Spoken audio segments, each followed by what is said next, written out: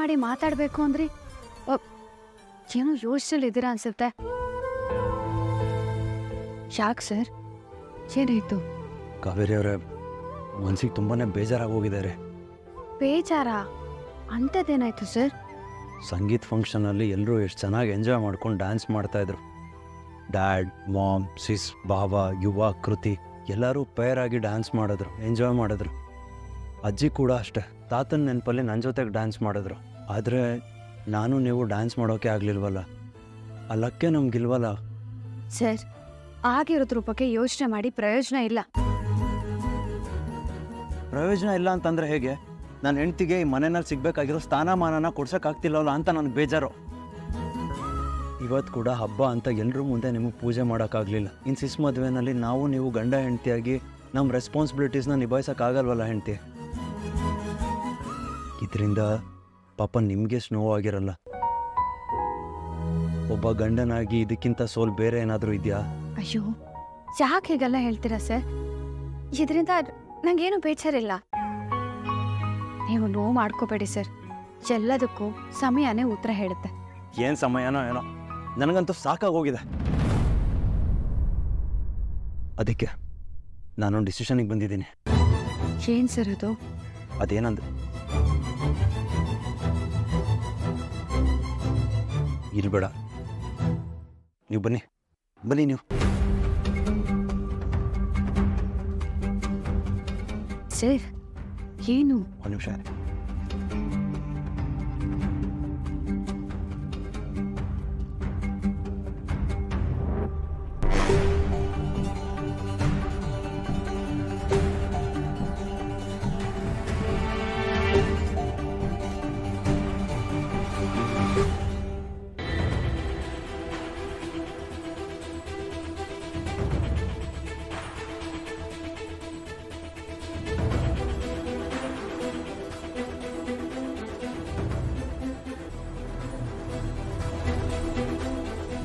Dear friend Brinda, ಹೌದು, ನೀನು ನನಗೆ ಫ್ರೆಂಡ್ ಮಾತ್ರ.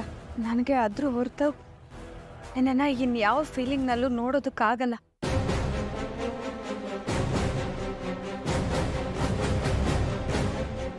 ಯಾಕಂದರೆ ನನಗೆ ಆಲ್ರೆಡಿ ಮದುವೆ ಆಗಿದೆ. ಕಾವೇರಿ ನನ್ನ ಹೆಂಡತಿ. ಸಿಸ್ ಮದುವೆ ಸೆಟ್ ಆಗೋಕ್ಕೂ ಮೊದಲೇ ನನ್ನ ಮದುವೆ ಆಗೋಗಿದೆ.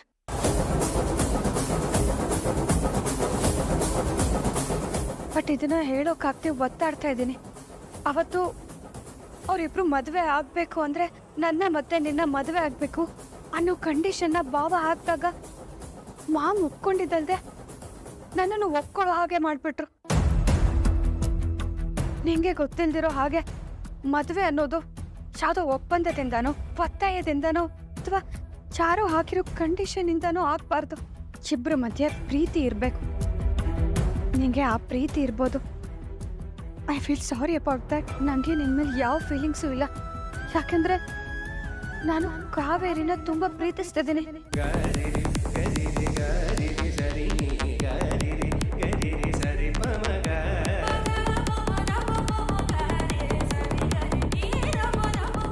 ಅವ್ರನ್ನ ಬಿಟ್ಟು ಇದು ಯಾವ ಹುಡುಗಿನೂ ಈ ಜನ್ಮದಲ್ಲಿ ಒಪ್ಕೊಳ್ಳೋಕ್ಕೆ ಸಾಧ್ಯನೇ ಇಲ್ಲ.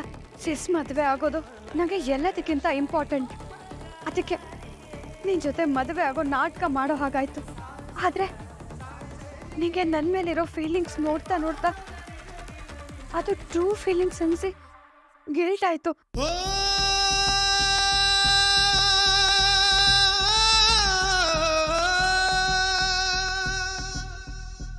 ಅದೇ ರೀಸನ್ ಅವತ್ತು ನಿಂಗೆಲ್ಲ ಹೇಳಬೇಕು ಅಂತ ಕರ್ಕೊಂಡು ಹೋದೆ.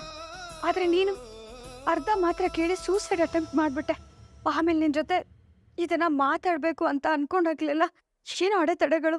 ಆ ಕಡೆ ಮಾಮ್ ಒತ್ತಾಯ, ಈ ಕಡೆ ಸಿಸ್ ಲೈಫ್ ಪ್ರಶ್ನೆ.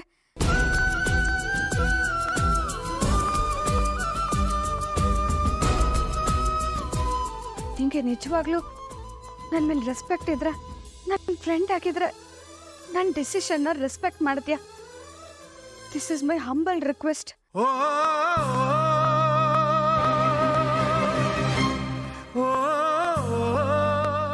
ನಾವಿಬ್ರು ಮುಂದೆ ನಿಂತು ಸಿಸ್ ಮತ್ತೆ ಪಾವರ್ ಮದ್ವೆನ ನಡೆಸ್ಕೊಡ್ಬೇಕು ವೃಂದ. ಅವರಿಬ್ರು ಚೆನ್ನಾಗಿ ಬಾಳೋದನ್ನ ಕಣ್ ತುಂಬ ನೋಡ್ಬೇಕು. ಹಾಗೆ ನಂಗೂ ಕಾವೇರಿ ಜೊತೆ ಚೆನ್ನಾಗಿ ಬಾಳ್ಬೇಕು.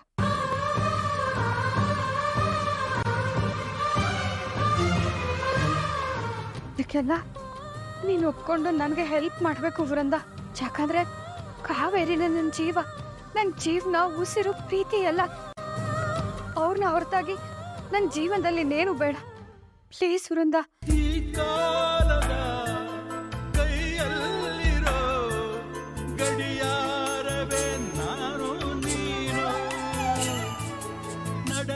ಸರ್, ಇದೇನ್ ಮಾಡಕ್ ಹೊಟ್ಟಿದ್ದೀರಾ ಸರ್ ನೀವು? ಹುಚ್ಚಾಟನ ನಿಮ್ದು? ಮದ್ವೆ 2 ದಿನ ಇಟ್ಕೊಂಡು ಚಿಕನ್ ಕೊಟ್ರೆ ಏನಾಗುತ್ತೆ ಅಂತ ಯೋಚನೆ ಮಾಡಿದೀರಾ?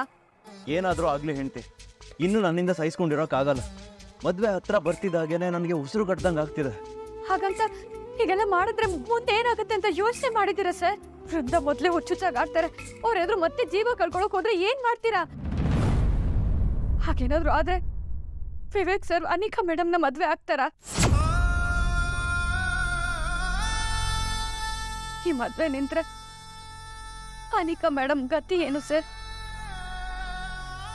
ಅವ್ರ ಮದ್ವೆ ನಿಂತ್ರೆ ನಾವಿಬ್ರು ಸಂತೋಷವಾಗಿ ಬಾಳಕ್ಕಾಗತ್ತೆ ಸರ್? ನೋಡು ಅಗಸ್ತ್ಯ, ನಿನ್ನ ಡಿಸಿಷನಲ್ಲಿ ನನ್ನ ಲೈಫ್ ಇದೆ. ಈ ಸಲನೂ ಮತ್ತೇನಾದ್ರೂ ನನ್ನ ಮದುವೆ ನಿಂತ್ರೆ, ಏನಾದ್ರೂ ಹೆಚ್ಚು ಕಮ್ಮಿ ಆದ್ರೆ ಈ ನಿನ್ನ ಅಕ್ಕ ಚೀಫ್ ಸಹಿತ ನಿನ್ ಮುಂದೆ ಇರಲ್ಲ. ಮಕ್ಳ ಮದ್ವೆ ನಿಂತ್ರೆ ಅತ್ತೆ ಮನ್ಸು ಒಡ್ತೋಗಲ್ವ ಸರ್?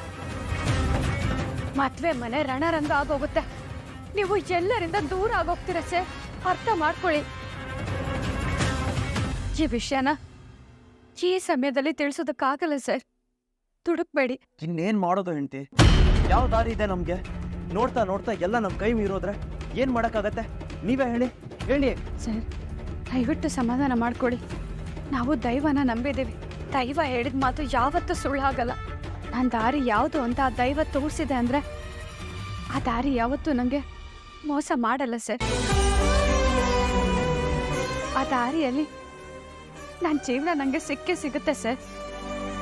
ಜೀವನದಲ್ಲಿ ಎಲ್ಲದಕ್ಕಿಂತ ದೊಡ್ಡದು ನಂಬಿಕೆ. ಆ ನಂಬಿಕೆ ಒಂದು ಗಟ್ಟಿಯಾಗಿದ್ರೆ ನಾವೇನು ಅನ್ಕೊಂಡ್ರೂ ಆಗುತ್ತೆ ಸರ್. ಹಾಗಂತ ಏನೂ ಮಾಡದೆ ಕೈ ಕಟ್ಕೊಂಡು ಕೂರಕ್ಕಾಗತ್ತಾ ಹೆಂಡ್ತಿ? ನಾವೀಗ ಮೊದಲು ಮಾಡಬೇಕಾಗಿರೋದು ಅನಿಕಾ ಮೇಡಮ್ ವಿವೇಕ್ ಸರ್ ಮದುವೆ ಆದ್ಮೇಲೆ ನಿಮ್ಮ ಮತ್ತೆ ವೃಂದ ಅವ್ರ ಮದುವೆಗೆ ಸ್ವಲ್ಪ ಸಮಯ ತಗೋಬೇಕು. ಸದ್ಯಕ್ಕೆ ನಮಗೆ ಬೇಕಾಗಿರೋದು ಆ ಸಮಯ. ನಾವೀಗ ಅದ್ರ ಬಗ್ಗೆ ಯೋಚನೆ ಮಾಡೋಣ ಸರ್. ನೀವೀಗೆಲ್ಲ ಮಾಡೋದ್ರಿಂದ ಏನು ಪ್ರಯೋಜನ ಇಲ್ಲ. ಅದ್ರ ಬಗ್ಗೆ ಯೋಚನೆ ಮಾಡಿ ದಯವಿಟ್ಟು ಸರ್. ಈ ಥರ ದುಡ್ಕೋಕೆಲ್ಲ ನೋಡ್ಬೇಡಿ. ಹಾಗಂತ ಸುಮ್ಮನೆ ಕೂರಕ್ ಆಗ್ತಿಲ್ಲ ಹೆಂಡ್ತಿ ನನಗೆ. ಹೀಗೆಲ್ಲ ಹುಚ್ಚುಚ್ಚಾಗಾಡಿ ಮದುವೆ ಮನೆನ ಸ್ಮಶಾನ ಮಾಡಕ್ ಹೊರಟಿದ್ದೀರಾ ನೀವು? ಒಂದು ನಿಮಿಷ ಇರಿ, ಬಂದೆ.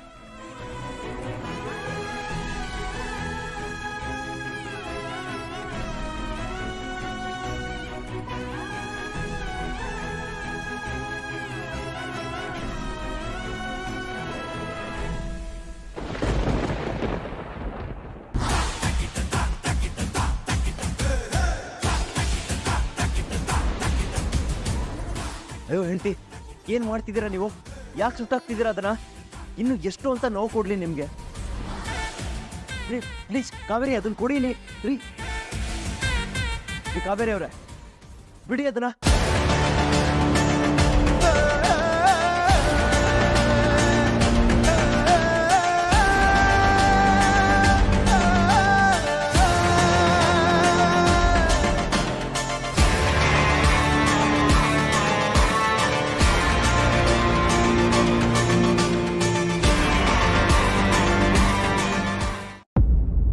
ಹೇಳಿದ್ನಲ್ಲ ಸರ್, ಆ ದೈವ ನಮ್ಮ ಕೈ ಬಿಡಲ್ಲ. ನಂಬಿ ಅಷ್ಟೆ. ಚಿಕ್ಕ ವಯಸ್ಸಿಂದ ಏನಾದರೂ ಬೇಜಾರಾದರೆ ಅಜ್ಜಿ ಮಡ್ಲಲ್ಲಿ ಮಲ್ಕೋತಿದ್ದೆ. ಆಗ ನನಗೆ ಸಮಾಧಾನ ಆಗ್ತಿತ್ತು. ಆದರೆ ಈಗ ಅಜ್ಜಿ ಮದುವೆ ಕೆಲಸದ ಮೇಲೆ ಎಲ್ಲೋ ಹೊರಗಡೆ ಹೋಗಿದ್ದಾರೆ. ಇಫ್ ಯು ಡೋಂಟ್ ಮೈಂಡ್, ನಿಮ್ಮ ಮಡ್ಲ ನಾನು ಮಲ್ಕೊಳ್ಳ?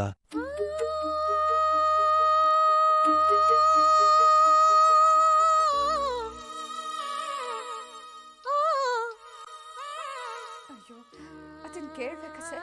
ಬನ್ನಿ ಬನ್ನಿ, ನೀವು ಕೂತ್ಕೊಳ್ಳಿ. ನೀನಿರದೇನೆ ಬಳಲಿ ಹೋದೆ, ನೀ